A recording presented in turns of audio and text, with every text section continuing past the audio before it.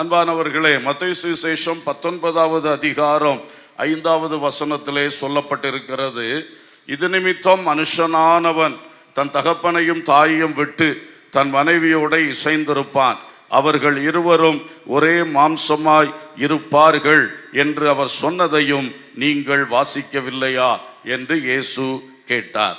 அப்போ ஒரு மனுஷன் அவன் ஒரு புருஷன் ஆகும் பொழுது அவன் தன் தகப்பனையும் தாயையும் விட்டு பிரிந்து தன் மனைவியோட இசைந்திருக்க வேண்டும் என்று வேதம் சொல்லுகிறது.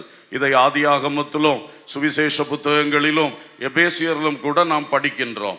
சங்கீதம் 45:10 சொல்லுகிறது, குமாரத்தியே கேள், நீ உன் செவியை சாய்த்து சிந்தித்துக்கொள், உன் ஜனத்தையும் உன் தகப்பன் வீட்டையும் மறந்துவிடு.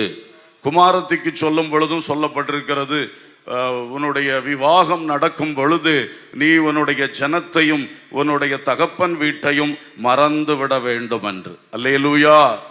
இது என்னையா, இது வேதம் பிரிவினை உண்டாக்குகிறதா? இயேசு கிறிஸ்து பிரிவினைவாதியா என்று கேட்டால் அப்படி ஒன்றுமே இல்லை. ஆனால் ஒரு கணவன் மனைவி உறவு சரியாக இருக்க வேண்டும் என்றால் கர்த்தர் சொல்லியிருக்கிற இந்த வார்த்தையை கணவனும் மனைவியும் இருவரும் கட்டாயம் கை கொள்ள வேண்டும். இது எப்படிப்பட்டது என்றால், 2 செடிகள் வளர்ந்து வருகிறது. அந்த 2 செடிகளை 2 குடும்பமாக வைத்துக் கொள்வோம். மணமகன் குடும்பம், மணமகள் குடும்பம். அந்த மணமகன் குடும்பம் என்கிற செடியிலிருந்து ஒரு கொடியை அதை முறித்து அதை ஒரு தனிச்செடியாக நடுவது, அதுதான் விவாகத்தில் நடக்கிறது. இன்றைக்கு இந்த மணமகனை அவருடைய இந்த குடும்பத்திலிருந்து எடுத்து ஒரு தனி செடியாக நடுகிறார். அடுத்தது அந்த மணமகள் என்கிற அந்த குடும்பத்தின் செடியிலிருந்து அந்த மணமகள் என்கிற ஒரு கொடியை ஒடித்து அதை கொண்டு வந்து இந்த மணமகன் என்கிற செடியிலே ஒட்ட வைக்கிறார். இதுதான் ஒரு புதிய குடும்பம். அல்லேலூயா! இதைத்தான் இந்த வசனங்கள் சொல்லுகிறது. அப்போ தகப்பனையும் தாயையும் விட்டு பிரிந்து தன் மனைவியோடு இசைந்திருக்க வேண்டும் என்றால் தகப்பனையும் தாயையும் கவனிக்க கூடாது, விட்டுட்டு போயிடணும், அப்படி இல்லை. அவர்களை கவனிக்க வேண்டிய பொறுப்பு இவர்கள் இருவரையும் சார்ந்தது. அல்லேலூயா! ஆனால் அந்த மனைவியோடு நீ இசைந்திருக்க வேண்டும், அப்பதான் அவனுடைய குடும்பம் கட்டி எழுப்பப்படும் என்பது தான் அதனுடைய சத்தியம்.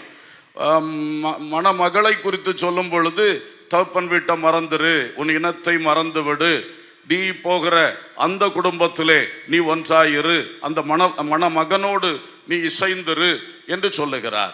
ஸோ என்ன, உங்களுடைய இந்த உறவு தான் இனி உங்களுக்கு கோர் ரிலேஷன்ஷிப். இந்த ரிலேஷன்ஷிப்பை சுற்றி மற்ற ரிலேஷன்ஷிப்ஸை நீங்கள் ரீஅலைன் பண்ணி கொள்ள வேண்டும். அதுதான் உண்மை.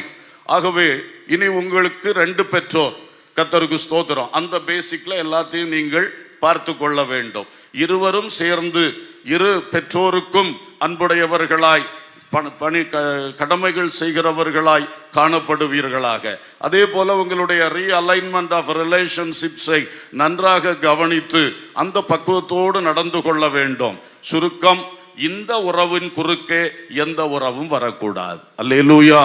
அதுதான் இதனுடைய ரத்தின சுருக்கமான விஷயம். கணவன் மனைவி இருவரும் ஒன்றாயிருப்பார்கள், ஒரே மாம்சமாயிருப்பார்கள், இசைந்திருப்பார்கள் என்பதனுடைய அர்த்தம், நீங்க 2 பேரும் சேர்ந்து தான் ஒரு சரியான ஒரு ரிலேஷன்ஷிப். அதுக்குள்ளே உங்களுடைய உறவுகளோ நட்புகளோ உங்களுடைய எந்த ஒரு வேற காரியங்களும் உள்ளே நுழைய இடமே கொடுக்க கூடாது. பணமோ பொருளோ எதுவாக இருந்தாலும் இந்த இணைப்பின் குறுக்கே எதுவும் வரக்கூடாது. அல்லேலூயா! ஸ்தோத்திரம். இதில் 3 கருத்துக்களை நான் உங்களுக்கு சொல்ல விரும்புகிறேன்.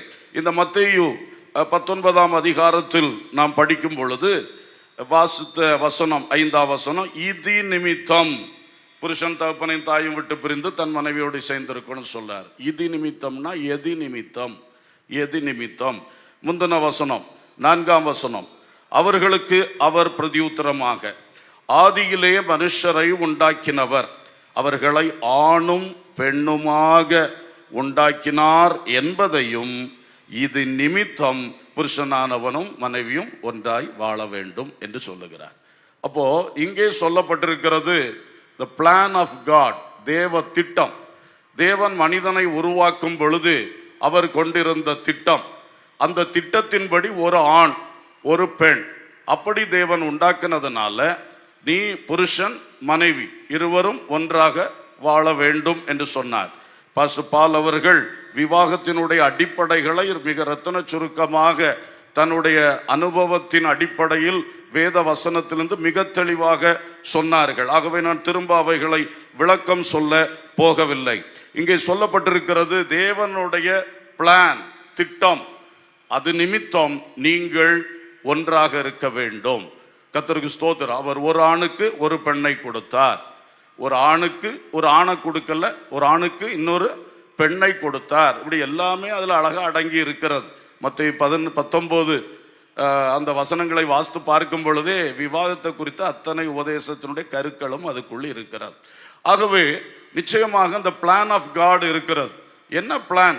ஆண்டவர் ஒரு ஆணையும் பெண்ணையும் ஒன்றாக்கும் பொழுது மிக முக்கியமாய் 3 விஷயங்களை நாம் கவனிக்க வேண்டும். ஆதியாகமம் 2:18 சொல்லுகிறது, மனுஷன் தனிமையாய் இருப்பது அவனுக்கு நல்லதல்ல, ஆகவே ஏற்ற துணை அவனுக்கு உண்டாக்குவேன். அப்ப இன்றைக்கு இந்த பிளான், இந்த 2 பேரை இணைக்கிற ஆண்டவருடைய திட்டம் என்ன? இவங்க 2 பேரும் இனி தனிமையா இருக்கக்கூடாது. இருவரும் தனிமை மாறி ஒருவருக்கொருவர் திருப்தியாய் மனமகிழ்ச்சியாய் வாழ வேண்டும். அதுதான் கர்த்தருடைய திட்டம். இவர்கள் இருவரை குறித்த அழகான திட்டம். இதுவரைக்கும் ஜான் ஜோசப் அவருடைய சிந்தனைகளை அவருக்குள் ஓட விட்டு கொண்டிருப்பார். இந்த லிட்டில் ஜென்சி அவள் தானாக சிந்தித்து கொண்டிருந்திருப்பாள். ஆனால் இப்பொழுது பல சிந்தனைகளை இருவரும் பகிர்ந்து கொள்ளும் ஒரு நிலைக்கு வர வேண்டும். அல்லேலூயா. இருவரும் பகிர்ந்து கொள்ளுகிறவர்களாக வர வேண்டும். அவருடைய ஆசைகள், திட்டங்கள், பலவிதமான தரிசனங்கள் இருக்கலாம், சொப்பனங்கள், ஆண்டவர் தந்த வருங்காலத்தின் காரியங்களை குறித்த விஷயங்கள் எவ்வளவோ இருக்கலாம். எல்லாவற்றையும் இருவரும் பகிர்ந்து கொள்ளும் பொழுது உங்கள் 2 பேருக்குள்ளேயும் ஒரு புரிந்து கொள்ளுதல் வரும். அந்த அண்டர்ஸ்டாண்டிங் தான் உங்க வாழ்க்கையினுடைய, குடும்ப வாழ்வினுடைய அஸ்திபாரம். அதை இப்பமே போட்டுறணும். இப்பதான் அதுக்குள்ள காலம். பிஸியா வாழ்க்கை ஓட ஆரம்பிச்ச பிறகு 2 பேரும் சரியா பேசாம பழகாம இருந்து கொண்டு பிறகு பார்த்தா ரொம்ப சிக்கல்கள் குடும்ப வாழ்க்கையில வருகிறது. அதனால மனம் திறந்து பேச வேண்டும், காது திறந்து கேட்க வேண்டும். 2 பக்கமும் வேணும். ஒருவரை புரிந்து கொள்ளணும்னு சொன்னா அவர் பேசுறது என்னன்னு கேட்கணும். சில புருஷன்மார் மனைவிமார் இவ எப்ப பேச முடிப்பா, நான் எப்ப பேச ஆரம்பிப்பதுன்னே இருப்பார்கள். அப்போ அவங்க பேசுறதை இவங்க கேட்கவே மாட்டாங்க. கேட்காட்டா புரிந்து கொள்ளவே முடியாது. அது மாதிரி எல்லாரும் எல்லாம் பேச மாட்டார்கள். ஆனா அவங்கள முகத்தை பார்த்தா, பாடி லாங்குவேஜை பார்த்தா நிறைய புரிந்து கொள்ளலாம். அதனால by listening and by observing, கேட்கறதுனால புரிந்து கொள்றோம். பேசாம ரொம்ப அதிகம் பேசாத ஆளையும் அந்த முகபாவனைகளினாலையும் அந்த சரீர உடல் மொழியினாலையும் நம்ம என்ன செய்ய முடியுது? புரிந்து கொள்ள முடிகிறது. கண்டிப்பாக இந்த புரிந்து கொள்ளுதல் நல்லா வந்துட்டுன்னா பிறகு வாழ்க்கையில எந்த சவாலையும் சந்திக்கலாம். உங்களுக்குள் ஒரு கஷ்டம், பிரிவினை அல்லது ஒரு கருத்து வித்தியாசங்கள், மோதல்கள் வருவதற்கு வாய்ப்பே இருக்காது. அல்லேலூயா, ஸ்தோத்திரம். ஆகவே இந்த தனிமை மாற வேண்டும் என்பது தேவனுடைய திட்டம். கல்யாணம் ஆன பிறகு 5 வருஷம் 10 வருஷம் ஆச்சு, திரும்பவும் இவர் வீட்டுக்குள்ள ஒரு தனிமை போல இருந்தாருன்னா, அவ வீட்டில் ஒரு தனிமை உணர்வோடு இருந்தா அந்த ஃபேமிலி லைஃப்ல எங்கேயோ மிஸ்டேக் இருக்கு, தோல்வி இருக்கு. ஒருவேளை தூர இடத்தில் இருக்கலாம், ஆனால் அந்த ஒன்றாய் இருப்பது, உள்ளத்தில் பழைய தனிமை இல்லை என்று சொல்லுவது. ஒரு ஞானி சொன்னாரு, சின்ன பிள்ளைகள் எப்ப பார்த்தாலும் அப்பா தான் அவங்களுக்கு ஹீரோவா இருப்பார். எங்க அப்பா சொன்னாங்க. இந்த சின்ன பிள்ளைகளை கவனிச்சு பாருங்க. ஒரு ஸ்டேஜ் வரைக்கும் ஒரே இது, யார் சொன்னாலும் கேட்காது. எங்க அப்பா சொன்னாங்க. அடுத்து நீங்க ஸ்கூலுக்கு அனுப்பின பிறகு பார்த்தீங்கன்னா யார் சொன்னாலும் கேட்காது. அது எங்க டீச்சர் இப்படித்தான் சொன்னாங்க, எங்க டீச்சர் சொன்னாங்க. அப்படி ஒரு ஸ்டேஜ். அது முடிஞ்சு கொஞ்சம் கழிச்சு பார்த்தீங்கன்னா என் ஃப்ரெண்டு இப்படி சொன்னான், அப்படி ஒரு ஸ்டேஜ் வந்துடும். அடுத்த ஒரு ஸ்டேஜ் வரும் பாருங்க, நான் இப்படி சொல்றேன். அப்ப தெரியும் இவனுக்கு கல்யாண வயசாயிற்று.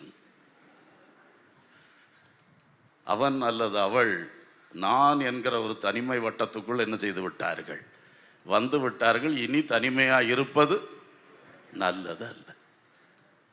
அப்போ அதுதான் விஷயம். அந்த தனிமை என்பது தனியா அந்த உடல் பிரகாரம் தனியா இருக்கிறது அது அல்ல, மனசுக்குள்ள அந்த தனிமை மாறி இவள் இருவரும் ஒன்றாயிருந்து திருப்தியாய் மகிழ்ச்சியாய் இருந்தால் அதுதான் தேவ திட்டம். அல்லேலூயா. இரண்டாவது தேவ திட்டம் மல்கியா 2:15 சொல்லுகிறது, அவர் ஒருவனை அல்லவா படைத்தார், ஆவி அவனிடத்தில் பரிபூரணமாய் இருந்ததே, பின்ன ஏன் ஒருவனை படைத்தார்? தேவ பக்தியுள்ள சந்ததியை பெரும்படிக்குத்தானே. அல்லேலூயா.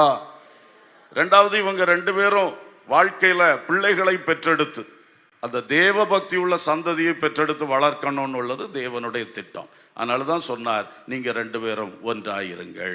அல்லேலூயா.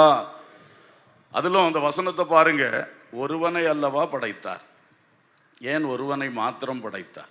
மிருகங்களை சும்மா ஆயிரமா படைச்சிட்டாரு ஒரே வார்த்தையில, பறவைகளை ஒரே வார்த்தையில அப்படியே பூமியை நிரப்ப வச்சுட்டாரு. எல்லாரையும் அப்படித்தான் படைச்சார். மனுஷனையும், மனுஷன் உண்டாக்கடவன் ஒரே வார்த்தையை சொன்னாருன்னா அன்னைக்கு இருந்த பூமி ஃபுல்லா மனுஷன் ஆயிருப்பான். ஆனா அது அவருடைய திட்டம் அல்ல. அப்படி படைச்சா அந்த மனுஷன் தேவனை அறியாதவனா தான் இருப்பான். அவருடைய திட்டம் என்ன? ஒருவனை படைக்கணும், அவனுக்கு ஒருத்தியை கொடுக்கணும், அவங்க ரெண்டு பேரோட நான் பேசணும். பகலின் குளிர்ச்சியான வேளை தோறும் ஏதேன் தோட்டத்தில் யார் வருகிறது? கர்த்தர் வந்து உலாவுகிறார். என்ன திட்டம் பாருங்க. இவங்க ரெண்டு பேருக்கும் என்ன சரியா வெளிப்படுத்தணும்? இவங்க பெற்றெடுக்கிற பிள்ளைகளுக்கு இவங்க தேவனை வெளிப்படுத்தணும். தேவ பக்தி உள்ள சந்ததி வரணும். அல்லேலூயா. ஒரே இமைப்பொழுதில் திரளாய் படைத்து விட்டால் இந்த பர்பஸ் நடக்காது. அதனால தான் தேவன் படைச்சார்.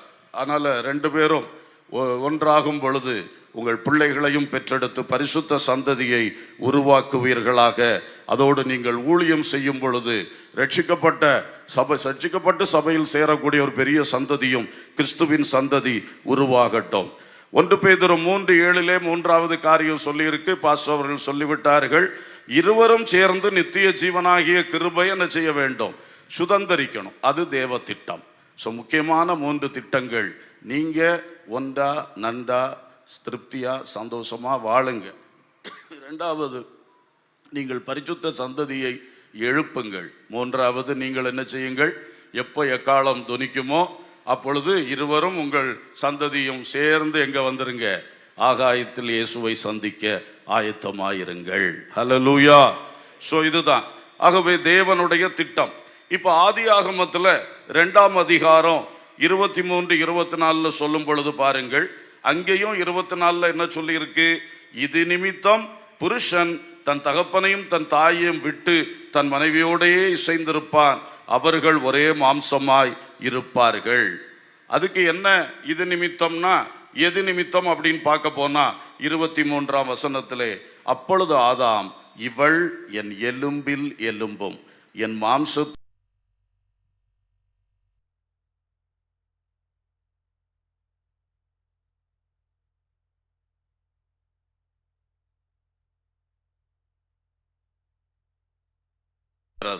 அவன் கண்டுபிடிக்கிறான், இவ வேற யாரும் இல்ல, இவ என்ன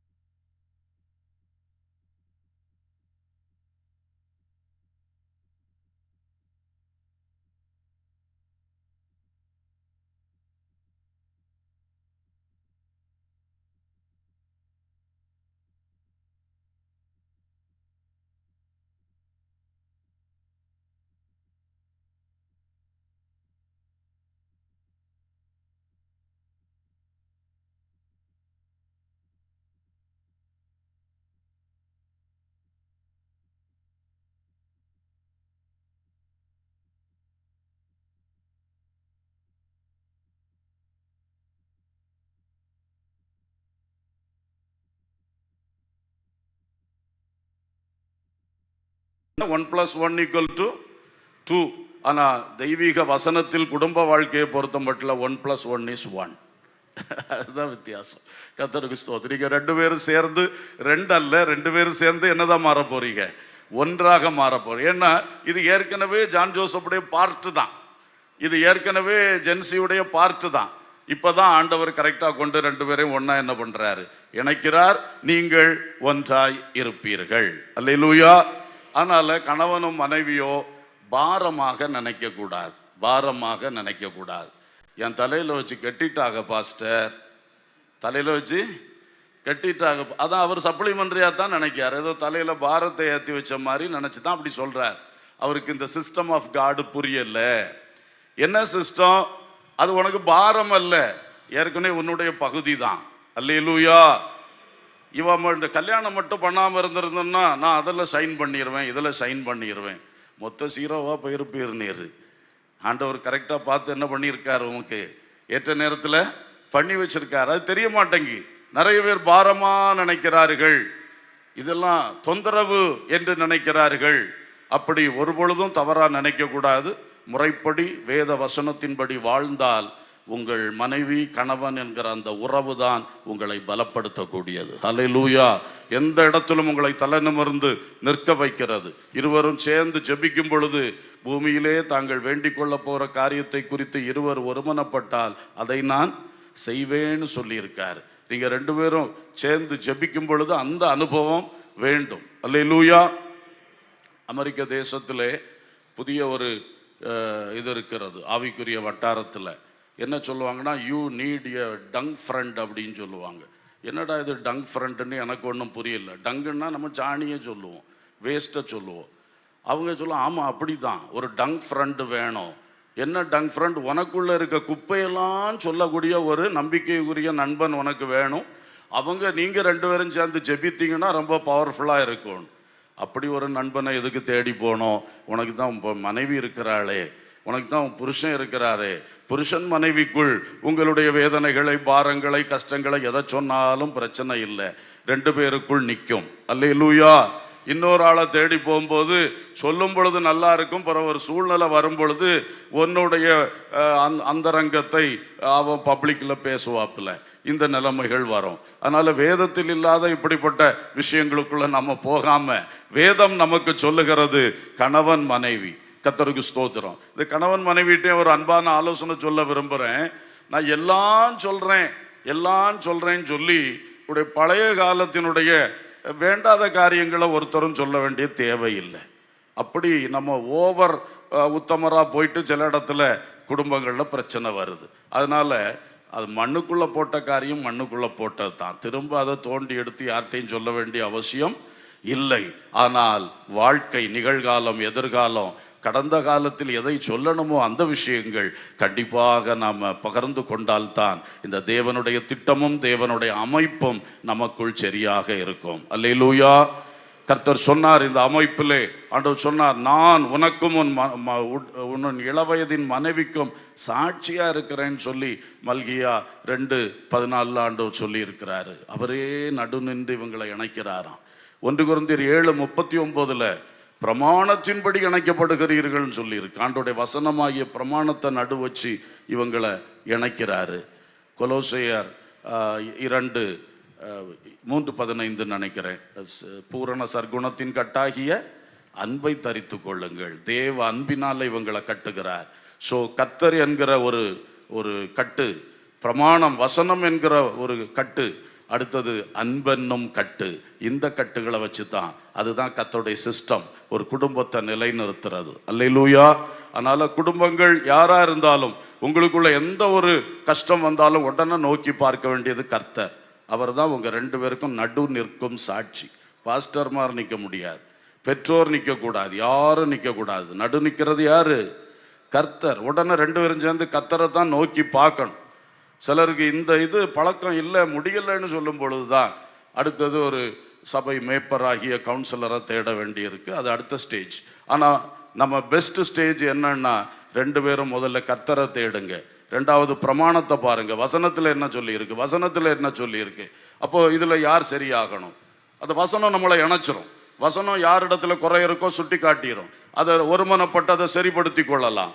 மூன்றாவது அன்பு. நீ என்னதான் சட்டவாதியாக இருந்தாலும், எல்லா வசனம் படிச்சிருந்தாலும் அங்கே ஏற்றத்தாழ்வு வரத்தான் செய்யும். அன்பு தான் அதை இணைக்கும். அல்லேலூயா. நான் சின்ன வயசில் பிரைமரி ஸ்கூலில் மர டெஸ்க்கு மர பெஞ்சு போட்டிருப்பாரு, ரெண்டு பேருக்கு ஒரு டெஸ்க்கு. பழைய காலத்து அந்த மர ஸ்கேலு வச்சுருப்போம். எங்கள் வேலையே என்னென்னா, டெஸ்க்கை அளந்து நடுவில் லைன் போடும், பெஞ்சை அளந்து நடுவில் லைன் போடும். நீ இந்த பக்கம் வரக்கூடாது, நான் அந்த பக்கம்.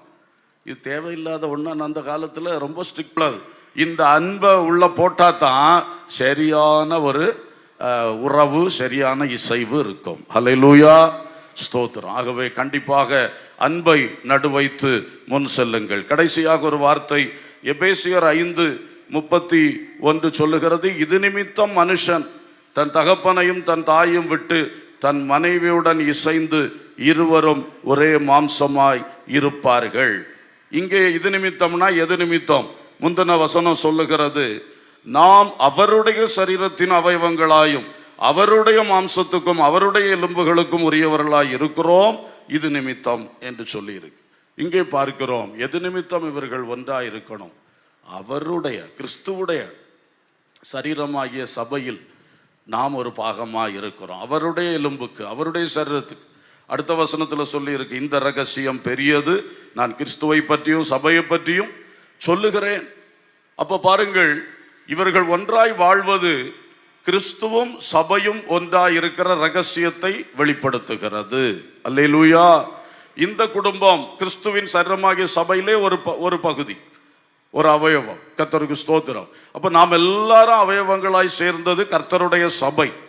அந்த சபைக்காக என்று சொல்லுவது மிக முக்கியம். இவர்கள் தேவ ஊழியத்தில் செயல்பட இருக்கின்றார்கள். கர்த்தருக்கு ஸ்தோத்திரம். சிடி ஸ்டட்டுடைய கல்யாணம் நடந்த பொழுது மிகப்பெரிய ஐஸ்வர்யவான் சிடி ஸ்டட் எல்லாவற்றையும் விட்டு இயேசுவுக்காக மிஷனரியாய் ஊழியம் செய்தவர். அவர் கல்யாணம் நடக்கும் பொழுது கல்யாண செலவு காசு கிடையாது, ஒன்றுமே கிடையாது. கல்யாணம் நடத்தி வைக்கிற பாஸ்டர் பாவம் பார்த்து ஒரு துணி வாங்கி கொடுத்துருக்கிறார். இவங்க அதையும் போட்டுக்கிட்டு மனவசரமாக போட்டுட்டு கல்யாணம் நடக்கும் பொழுது ஒரு காரியம் செய்தார்களாம். 2 பேரும் இப்படி ஒரு ஷால் மாதிரி ஒன்றை போட்டு அதில் எழுதி இருந்தாங்களாம், we are united for the kingdom of Christ. அல்லேலூயா. நாங்கள் தேவ ராஜ்யத்துக்காக என்ன பண்றோம்? இணைக்கப்படுகிறோம். என்ன பெரிய ஒரு தரிசனம் பாருங்க. நாங்கள் 2 பேரும் கல்யாணம் பண்றது not for worldly pleasure but it is for the kingdom of God. அல்லேலூயா. இதை எப்பொழுதும் முன் வைக்க வேண்டும். உலகத்தில் சந்தோஷமா இருங்க, தப்பில்லை. வசனம் உங்களுக்கு கொடுக்கிற அந்த வசனத்தின் வட்டத்துக்குள், எல்கைக்குள் நின்று நீங்க வாழ்க்கை அனுபவிங்க. அதே நேரத்தில் எப்பொழுதும் ஒன்று தெரியணும், நமக்கு மற்றவர்களை போல சும்மா வாழ்க்கை அனுபவிக்கிறது அல்ல, கர்த்தருடைய ராஜ்யத்துக்காக நாங்கள் இணைக்கப்பட்டிருக்கிறோம். அல்லேலூயா. அந்த ராஜ்யத்துக்காக பணிபுரிவதில் இருவரும் ஒன்றாய் நின்று கரங்கோர்த்து ஒன்றாய் ஜெபித்து ஒன்றாய் ஊழியம் செய்து, பாஸ்டர் அழகா சொன்னார்கள், எங்க போனா கூட்டிட்டு போன்னு சொல்லி. அல்லேலூயா.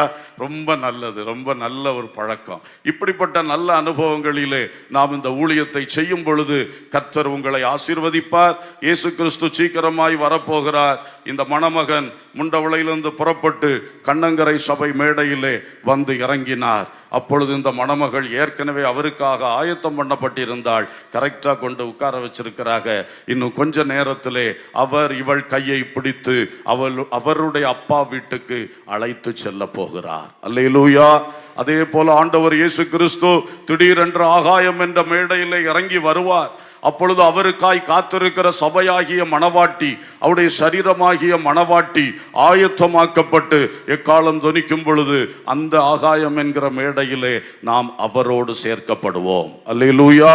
அவர் மணவாட்டியாகிய சபையை கைப்பிடித்து பிதாவின் சன்னிதானத்தில் அழைத்து செல்லுவார். அல்லேலூயா. இந்த சம்பவம் சீக்கிரமாய் நடைபெற இருக்கின்றபடியினால் ஒவ்வொரு சிறு பிள்ளைகள் தொடங்கி பெரியவர்கள் மட்டும், விவாகமானவர்கள் அத்தனை பேரும் இயேசுவின் வருகை எதிர்நோக்கி நம்முடைய வாழ்க்கை வாழுவோம், குடும்பத்தை நடத்துவோம். கர்த்தர் தந்த வேலைகள், தொழில்கள், தேவ ஊழியம் போன்றவைகளை கட்டி எழுப்புவோம். கர்த்தர் ஆசீர்வதிப்பாராக. ஆமேன். அல்லேலூயா. கர்த்தருக்கு மகிமை உண்டாகட்டும். இப்பொழுது ஒரு 2-3 நிமிடங்கள் ஸ்தோத்திரம் செலுத்தி எல்லாரும் ஜெபம் பண்ண போகிறோம். மணமக்கள் முழங்கால் படியிட்டு கர்த்தர் சமூகத்தில் பயபக்தியோடு கூட ஸ்தோத்தரித்து ஜெபிக்க போகிறீர்கள். ஹல்லேலூயா. சபையார் எல்லாரும் ஸ்தோத்திரம் பண்ணணும். ஒரு வாய் கூட சும்மா இருக்கக்கூடாது. நாம் எல்லாரும் பரிசுத்த விவாக ஆராதனையில் வந்திருக்கிறோம். இங்கே நாம் பார்வையாளர்கள் அல்ல. இந்த பிள்ளைகளுக்காக நாம் சொல்லுகிற ஒவ்வொரு ஸ்தோத்திரங்களும் தேவ சமூகத்திலிருந்து ஒரு புதிய கிருபையை அவர்கள் மேல் இறங்க பண்ணும். ஆனால் எல்லாரும் உதடுகளை திறந்து சத்தத்தை உயர்த்தி கர்த்தரை ஸ்தோத்திரம் பண்ணுவோமாக, ஸ்தோத்திரம் பண்ணுவோமாக. ஹல்லேலூயா, ஹல்லேலூயா, ஹல்லேலூயா. சபையார் கர்த்தரை ஸ்தோத்தரித்து கொண்டிருக்கிற இந்த வேளையிலே மணமக்கள் நான் சொல்ற ஜெபத்தை இருதயத்தின் ஆழத்திலிருந்து சொல்லும்படி அன்போடு கேட்கிறேன். சொல்லுங்க, தேவனே நீங்க தருகிற இந்த வாழ்க்கை துணையை நான் ஏற்றுக்கொள்றேன்னு சொல்லுங்க. வார்த்தை உள்ளத்திலிருந்து புறப்படட்டும். தேவனே எனக்கு தருகிற இந்த மனைவியை, கணவனை நான் ஏற்றுக்கொள்ளுகிறேன் என்று சொல்லுங்கள். சபையார் ஸ்தோத்திரம் பண்ணிக்கொண்டே இருக்கலாமே. Hallelujah, praise the Lord. Thank you Jesus, thank you Jesus. Hallelujah. கர்த்தாவே நீங்க தருகிற இந்த மனைவியை, இந்த கணவனை அவங்ககிட்ட இருக்கக்கூடிய குறைவோடும் நிறைவோடும் சேர்த்து ஏற்றுக்கொள்ளுகிறேன். இந்த வார்த்தையை சொல்லுங்க, குறைவோடும் நிறைவோடும் சேர்த்து ஏற்றுக்கொள்ளுகிறேன் அப்பா. ஏன்னா எந்த மனுஷன்ட்டையும் குறைவு இருக்கும், திடீர்னு அது வெளிப்படும். அப்போ தான் நீங்கள் பொறுமை காக்கணும். அது ஒரு 2-3 நிமிஷம் இருக்கும், பிறகு அதை மாறி போயிடும். அந்த நேரத்தில் மாறி மாறி சண்டை பிடிச்சா அது பயங்கரமான சூழ்நிலைகளுக்கு கொண்டு போயிடும். சகித்து கொள்ளணும். அதனால தான் சொல்றது, குறைவோடும் நிறைவோடும் ஏற்றுக்கொள்ளுகிறேன். 3வது ஒன்று சொல்லுங்க, தேவனே தேவ சமூகத்தில் இப்பொழுது கைப்பிடித்து ஒன்றாக போகிறோம். ஆமேன். மரணமை அன்றி வேறு ஒன்றும் எங்களை பிரிக்க முடியாது. மரணமை அன்றி வேறு ஒன்றும் எங்களை பிரிக்க முடியாது. நாங்கள் ஒன்றாய் இருப்போம். எங்கள் சிந்தனையில் கூட எல்லை தாண்ட மாட்டோம். ஹல்லேலூயா. கிருபை தாருமப்பா என்று சொல்லி கர்த்தர் சமூகத்திலே கேளுங்கள். ஹல்லேலூயா, ஹல்லேலூயா, ஹல்லேலூயா. Thank you Jesus, thank you Jesus. Hallelujah, thank you Lord, thank you Lord. Amen. ஸ்தோத்திரம், ஸ்தோத்திரம், ஸ்தோத்திரம். தீர்மானங்கள் தோற்கவண்ணம் காத்து கொள்ள உதவோ. தீர்மானங்கள் தோற்கவண்ணம் காத்து கொள்ள உதவும். நேர்மையாக வாக்கை காக்க வழிவகுத்தருள வேண்டும். நேர்மையாக வாக்கை காக்க வழிவகுத்தருள வேண்டும். உத்தமமாய் முன் செல்ல உதவி செய்யும் யெகோவா. உத்தமமாய் முன் செல்ல உதவி செய்யும் யெகோவா. ஊக்கமதை கைவிடாமல் காத்து கொள்ள உதவும். ஊக்கமதை கைவிடாமல் காத்து கொள்ள உதவும். உத்தமமாய் முன் செல்ல உதவி செய்யும் யெகோவா. உத்தமமாய் முன் செல்ல உதவி செய்யும் யெகோவா. எல்லா தேவ பிள்ளைகளும் கரங்களை தட்டி கர்த்தரை ஸ்தோத்திரம் பண்ணலாம். ஆவியை பெற்ற தேவ மக்கள் அந்நிய பாஷைகளை பேசி கர்த்தரை நாம் மகிமைப்படுத்துவோம். தேவ பிரசன்னம் ஆளுகை இந்த இடத்தில் இன்னும் பூரணமாய் உண்டாவதாக.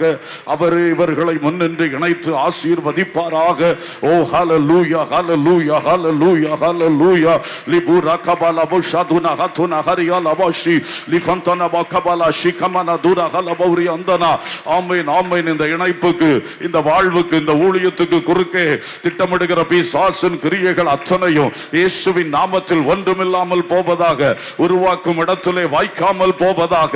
உலபத லகம ஷக்கர துனா ஷந்துனா. ஆமென். பரிசுத்த ஆவியானுடைய ஆளுகை, பரிசுத்த ஆவியானுடைய நடத்துதல் ஆமென் பூரணமாய் உண்டாகட்டும், பூரணமாய் உண்டாகட்டும். இப்பொழுதும் பிதா, குமாரன், பரிசுத்த ஆவியாகிய தெய்வம் எங்கள் மத்தியிலே பிரசன்னராய் இருக்கிறீர். நீரே இவர்களை கணவன் மனைவியாய் இணைத்தருளுவீராக. இவர்கள் வாழ்நாளெல்லாம் உம்மில் களி கூர்ந்து மகிழ்ந்திருக்கத்தக்கதாய் இவர்களை ஆசீர்வதிப்பீராக. ஷபப ரகுதல ஹந்துமனா ஷிலாரியாந்தனஹா. ஹல்லேலூயா.